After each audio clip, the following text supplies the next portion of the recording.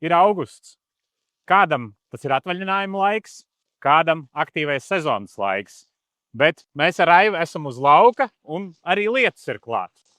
Bet šodien vairāk parunāsim par kodnēm, ko mums piedāvā Seagent.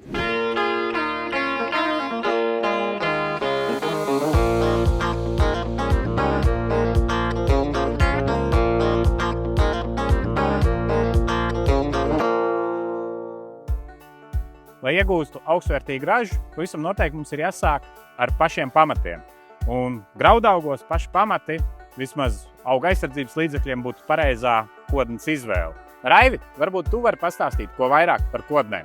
Seagenta kodnēs ir ielikusi lielus, spēcīgus pamatus.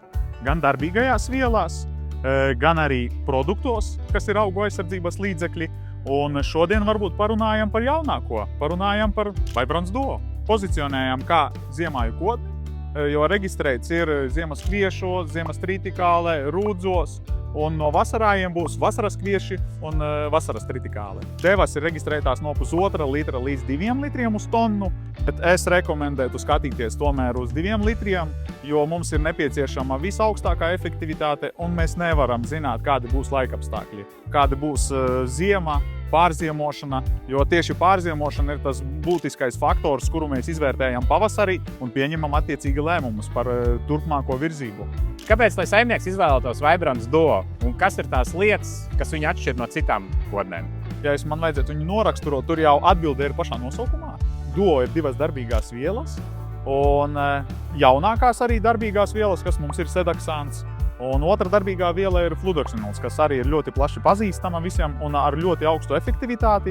Šīs darbīgās vielas nav nevienā citā fungicīdā. Tas ir milzīgs pluss priekšrocība tieši priekš kodnes un tieši priekš tālākām T1 un T2 fungicīda apstrādēm.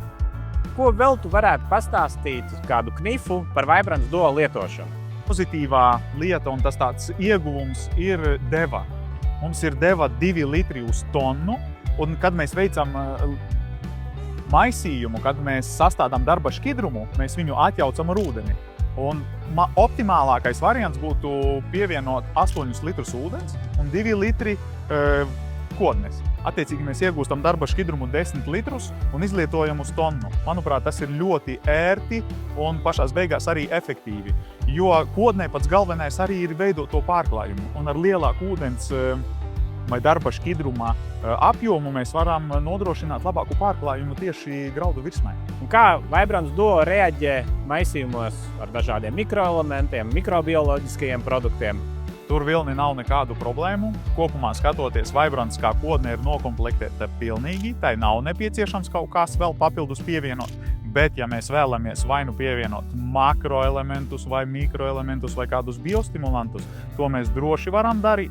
Bet vienmēr es iesaku saimniekam arī konsultēties ar konkrēto papildus vielu vai produktu ražotāju, lai saprastu arī no cita skatu punkta, kā tā papildus darbīgā viela vai tas augu aizsardzības līdzeklis, kurš tiek pielietots, kādas ir tā prasības. Ja man paliek pāri nokodināt sēklu šogad ziemāji, vai es viņus varu izmantot arī nākamgad šo sēklu?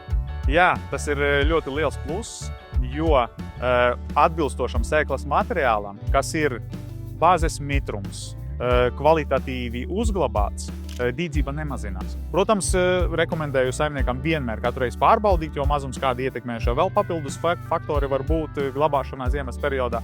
Sezonā, kad mēs filmējamies, tu ļoti daudz stāstīji par agrikluba ieguvumiem. Vai Vibrance Duo arī ir agrikluba ieguvumi? Agriklubs mums ir saldais ēdiens vienmēr, un šobrīd Vibranciem tieši ir kampaņa. Līdz 30. septembrim iegādājoties Vibrance var iegūt 12 punkti litrā, bet senāk standartā bija tikai 2, 6 reizes vairāk. Tāda unikāla iespēja iegūt krietni vairāk par ļoti labu produktu, jo mēs zinām, ka saimniekiem konsultācijas nav nepieciešamas, kur tos punktus realizēt. Raivi, paldies tev par Vibrance Duo stāstu. Pavisam noteikti aicinu krāt punktus agriklubā un iegādāties Vibrance Duo pie Lindas Agro. Un lauksaimniekiem, lai veiksmīgs ražas novākšanas laiks.